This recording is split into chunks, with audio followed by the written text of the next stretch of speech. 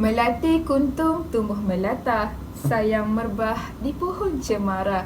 Asas akidah pegangan utama, hidup diberkati, akhlak terjaga. Assalamualaikum warahmatullahi wabarakatuh. Salam ukhuwah, salam satu Malaysia dan salam perdana ehwal Islam. Alhamdulillah, segala puji bagi Allah SWT. Bersyukur kita kehadrat Ilahi kerana izin serta limpah kurnianya dapat kita bersama-sama dalam sidang forum pada hari ini. Penyelewengan akidah dalam kalangan masyarakat serta langkah-langkah pencegahan dan pengukuhannya. Jadi, itulah tema wacana ilmiah forum kita pada hari ini. Saya kira ini merupakan satu isu yang sentiasa menitih dari bibir ke bibir masyarakat, ibarat tak lapuk dik hujan, tak lekang dik panas. Sebelum saya meneruskan lebih lanjut tentang tajuk forum kita pada hari ini, sukalah saya untuk memperkenalkan ahli-ahli forum kita yang turut bersama-sama dalam mengupas isu ini. Baiklah, saudari yang cantik molek di sebelah kiri saya, sila perkenalkan diri saudari. Terima kasih saudari moderator. Sebelum saya memperkenalkan diri, saya ingin memohon maaf kerana suara saya kurang meyakinkan pada hari ini. Tidak mengapa saudari, yang penting kehadiran saudari sangatlah kami hargai. Harum semerbak bunga kasturi, mekar dalam rintisan hujan. Atira Abidin mempunyai diri, tabah dalam setiap ujian. Kita teruskan dengan ahli panel kita yang kedua yang sangat cantik wajahnya. Dipersilakan saudari. Terima kasih saudari moderator. Izinkan saya memperkenalkan diri. Mada berbunga alun suara, terdengar merdu hanya denggangan. Nama diberi Izzati Syahira, semoga kita dapat berkenalan. Amboi, merdu sungguh saudara-saudari ya. Baiklah, terima kasih diucapkan kepada kedua-dua ahli panel kita pada hari ini. Oh ya, tidak saya lupa memperkenalkan diri saya sebelum teruskan bicara. Saya Nurmaisarah binti Zamani merupakan moderator anda bagi sesi forum kita pada hari ini. Ajaran Islam yang terdiri daripada akidah, syariah dan akhlak. Apabila syariah berbicara tentang ibadah dan hukum, sementara akhlak berdiskusi tentang perilaku manusia, maka akidah merupakan aspek yang membicarakan keyakinan dan keimanan seseorang itu. Pada erti yang lain, ia juga berfungsi sebagai pondasi tempat tegak dan tumbuhnya ajaran Islam. Oleh hal yang demikian, apabila akidah kukuh, maka syariah dan akhlak pula akan mantap. Saudari Atirah dan juga saudari Izzati, tahukah anda mengenai apa itu akidah? Buya Hamka menempatkan akidah sebagai bahagian yang paling penting bagi kehidupan seseorang Muslim. Menurut Buya Hamka, akidah adalah ajaran yang sangat besar pengaruhnya untuk menggembleng jiwa sehingga kuat dan teguh. Kebebasan jiwa, kemerdekaan dan peribadi serta hilangnya rasa takut menghadapi segala kesusahan hidup. Keberanian menghadapi segala kesulitan sehingga tiada beza di antara hidup dan mati. Asal untuk mencari ridha Allah Subhanahu wa taala. Bahkan boleh dikatakan juga bahawa akidah itu adalah pembentuk tujuan hidup yang sejati bagi manusia. Kebenaran akidah Islam telah terbukti semenjak berabad yang lalu. Malangnya, terdapat segelintir dalam kalangan umat Islam sendiri masih meragui akidah dan pegangannya sendiri. Firman Allah Subhanahu wa taala dalam surah Al-Hujurat ayat 15. A'udzubillahi minasyaitonirrajim.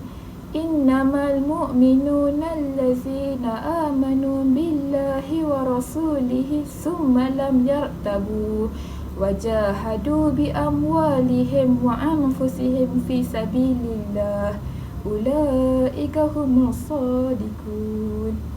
Yang bermaksud, sesungguhnya orang-orang yang benar-benar beriman hanyalah orang-orang yang percaya kepada Allah dan Rasul-Rasulnya Kemudian mereka terus mempercaya dengan tidak ragu-ragu lagi serta memperjuang dengan harta benda dan jiwa mereka pada jalan Allah.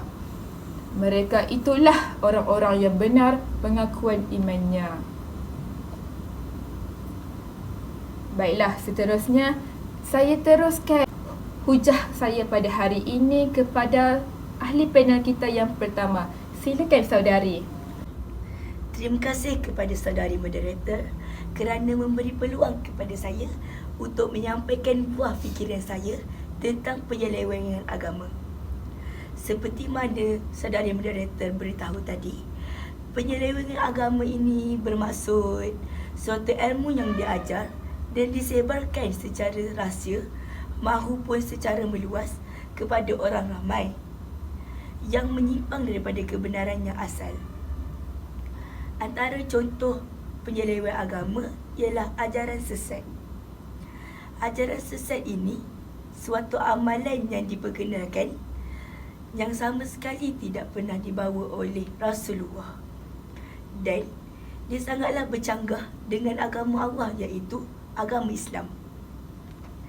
Ajaran ini biasanya direka atau dicipta oleh guru ataupun pengajar ajaran sesat yang menggunakan pelbagai nama.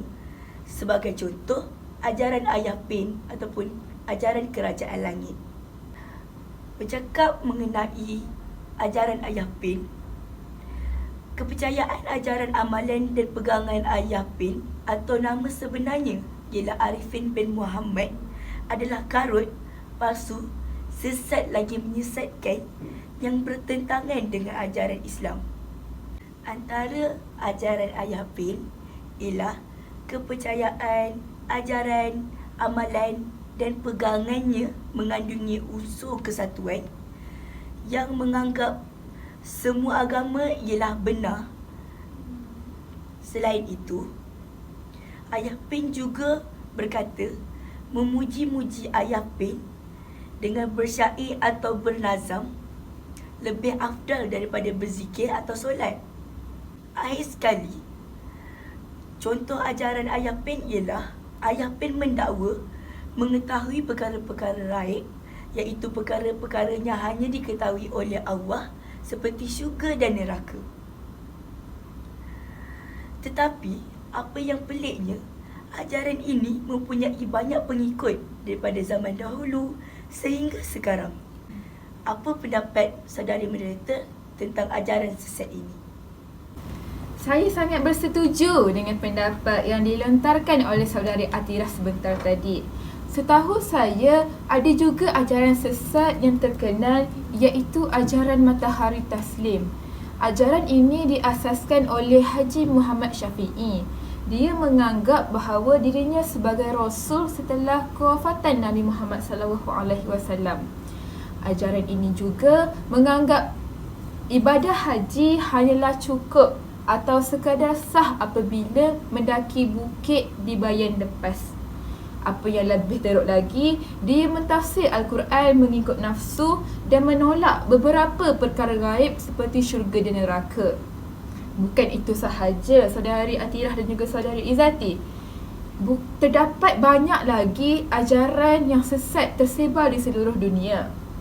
Melihat kepada perkembangan ajaran sesat yang semakin banyak bercampur, timbul satu persoalan, setakat manakah ajaran sesat boleh memberi kesan kepada keislaman dan keimanan seseorang pengikut dan pengasas ajaran tersebut selain ia memberi ancaman yang cukup besar kepada masyarakat dan negara dari aspek keharmonian masyarakat dan juga keamanan negara.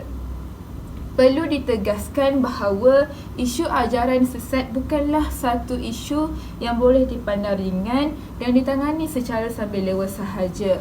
Isu ajaran sesat merupakan isu yang amat penting kerana ia menyentuh kehidupan dan akidah seseorang Muslim. Apa kata kita mendengar pendapat saudari Izzati pula mengenai penyelewengan agama? Dipersilakan saudari. Terima kasih saudari moderator. Pada pandangan saya, terdapat juga aktiviti-aktiviti yang menyebabkan penyelewengan akidah. Contohnya, amalan tradisi yang membawa kepada kesyirikan. Pada pandangan saya, amalan tradisi yang membawa kepada kesyirikan ini adalah satu amalan yang menjurus kepada perbuatan yang tidak baik. Pada zaman moden ini, kepercayaan tentang bomoh ini sudah berkurangan. Namun, masih ada lagi rakyat yang mempercayai perkara-perkara syirik seperti ini. Contohnya, mereka berjumpa dengan bomoh ataupun dukun untuk menyembuhkan penyakit, melakukan sihir untuk orang yang mereka benci dan meminta sebuah pertolongan kepada bomoh tersebut. Perkara ini sangatlah bercanggah dengan ajaran agama Islam yang mengajar kita untuk meminta pertolongan hanya kepada Allah Subhanahu Wa Taala sahaja. Kita seharusnya meminta pertolongan hanya kepada Allah dan mempercayai pertolongan juga daripada pengamal perubatan Islam yang boleh dipercayai. Contohnya, pengamal perubatan Islam ini turut menerapkan Al-Quran dan As-Sunnah dalam kaedah perubatan mereka. Oleh itu, kita mestilah menghindari amalan-amalan syirik yang boleh mengeluarkan seseorang itu daripada Islam. Hal ini kerana Allah pernah berfirman dalam surah Al-A'raf ayat ke-186, iaitu Bismillahirrahmanirrahim, ma yudlilillahu fala hadiyalahu wa yazarhum fi tughyanihim ya'mahun, iaitu yang bermaksud barang siapa dibiarkan sesat oleh Allah, maka tidak ada yang mampu memberi petunjuk. Allah akan membiarkannya terombang-ambing dalam kesesatan.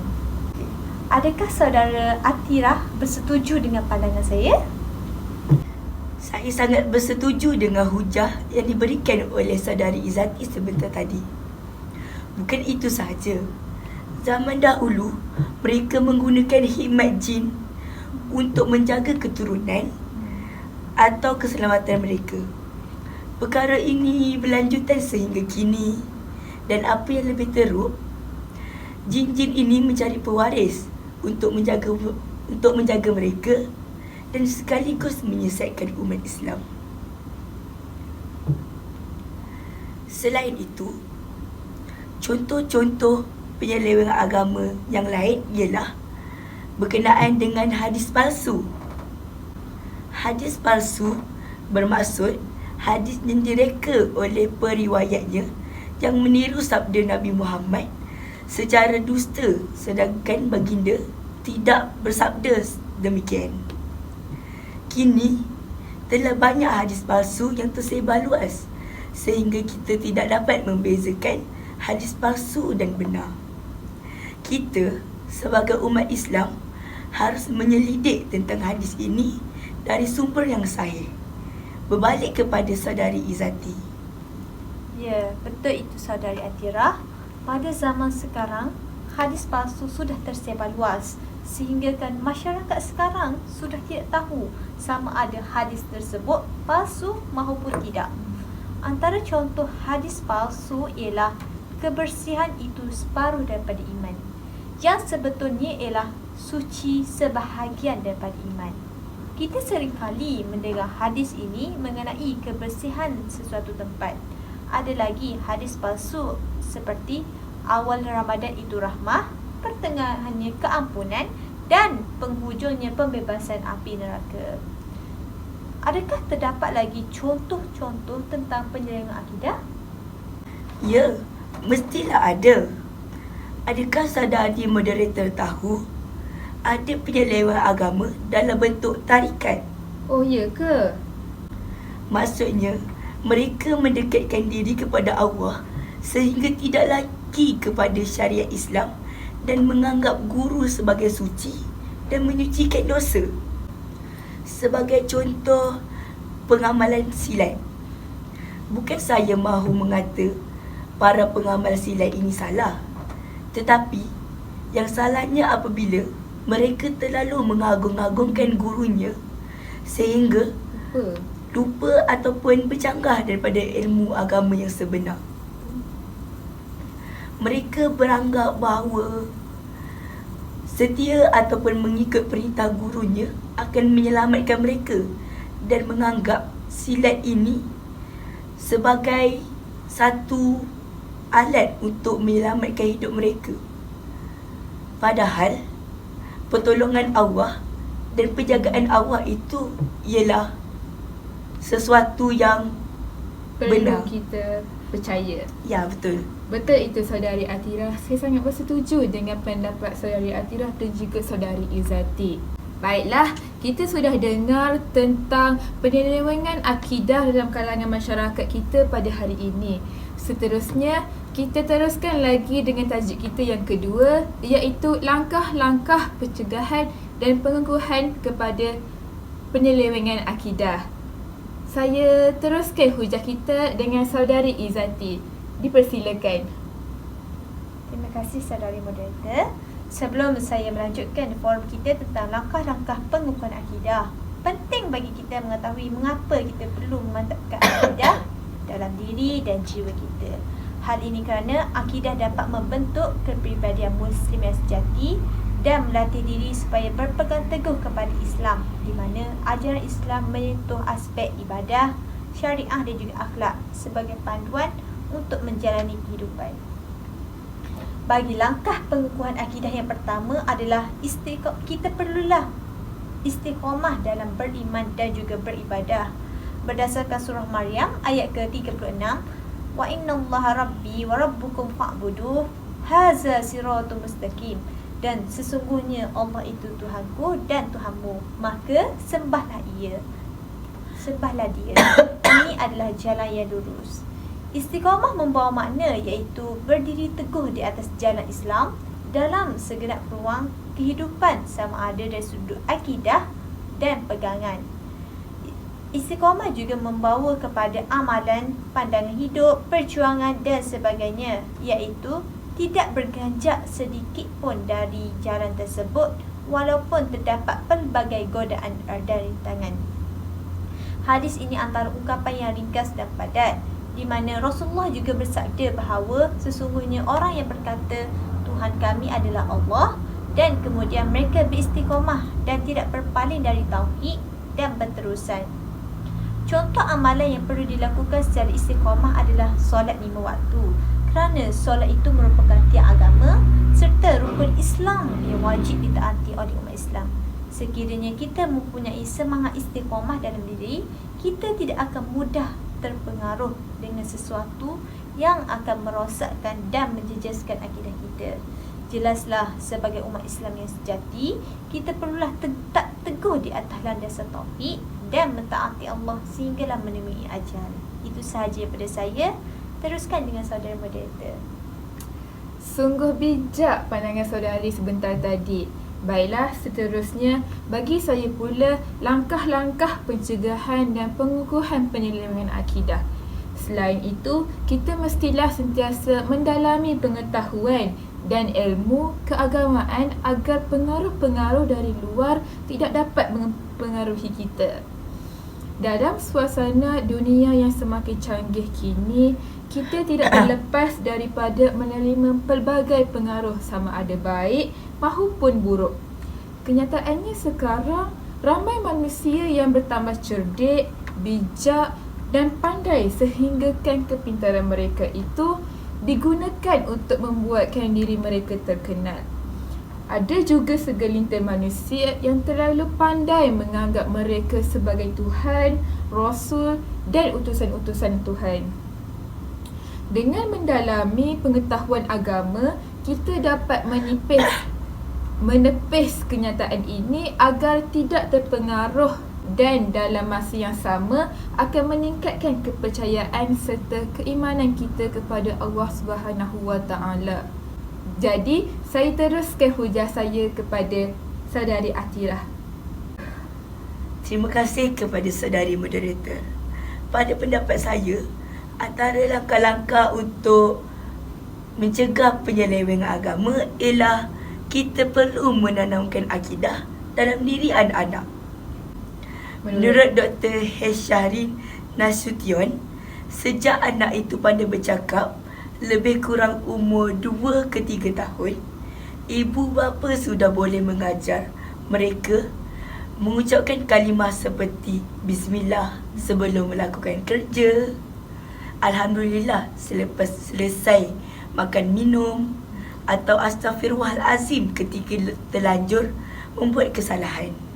Hal ini secara tidak langsung dapat menyemaikan kefahaman akidah dalam diri anak-anak.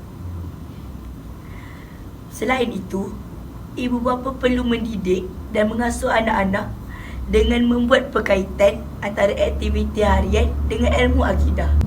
Sebagai contoh, setiap kali makan bersama, tanamkan jiwa anak-anak bahawa rezeki yang ada adalah pemberian daripada Allah. Selain itu, semasa memakai kasut, ajarkan mereka supaya memakai kasut bermula daripada kaki kanan. Jelaslah bahawa pendedahan tentang akidah perlu diterapkan dalam diri anak-anak daripada kecil lagi. Kerana melentur buluh biarlah dari rebungnya. Hal ini akan mendorong pembentukan jiwa yang suci dalam diri anak-anak. Berbalik kepada saudari Izzati. Silakan saudari. Terima kasih atas pandangan yang diberikan oleh saudari Atira. Selain itu, bagi mengukuhkan akidah dalam kehidupan seharian kita perlulah ikhlas dalam segala perkara. Berdasarkan surah Az-Zumar ayat ke-11, Kul inni umirtu an abdullahu mukhlisan lahuddin, yang bermaksud, katakanlah lagi, wahai Muhammad, sesungguhnya aku diperintahkan supaya menyembah Allah dengan mengikhlaskan segala ibadat kepadanya. Ikhlas bermaksud setiap kata-kata, perbuatan dan amalan adalah kerana Allah Subhanahu Wa Taala.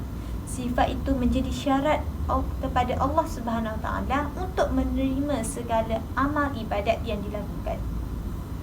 Untuk mendapat keikhlasan ini, hati yang bersih perlulah dijaga, dan contohnya kita perlulah memperbanyakkan zikir, mengingatkan diri tentang keikhlasan, tidak bergantung kepada makhluk, mengagungkan Allah Subhanahu Wa Taala dan istiqamah melakukan ibadat. Abu Zar radhiyallahu anha juga berkata, ada seseorang bertanya kepada Rasulullah, bagaimanakah tentang seseorang yang membuat kebajikan? Lalu ada orang memujinya, sedangkan niatnya ikhlas kerana Allah. Bagi dia menjawab, itu adalah kegembiraan awal yang diberikan kepada seorang mukmin. Sifat ikhlas amatlah penting untuk diterapkan dalam diri kita, kerana sifat ikhlas menjauhkan diri kita daripada sifat riak, iaitu menunjuk-nunjuk. Hati orang yang ikhlas dan tidak menunjuk-nunjuk ketika melakukan kebaikan. Contohnya, seseorang itu ikhlas mendema kerana Allah dan bukannya mengharapkan pujian manusia semata-mata. Tidak dilupakan juga, ikhlas juga dapat menjauhkan diri kita daripada bersifat munafik. Hati yang ikhlas akan melahirkan akhlak yang sebenar. Tuntasnya, ikhlas adalah satu bentuk tauhid yang murni, kerana ikhlas ini menjadi salah satu kunci dalam kehidupan kita sehari-hari selaras dengan iman.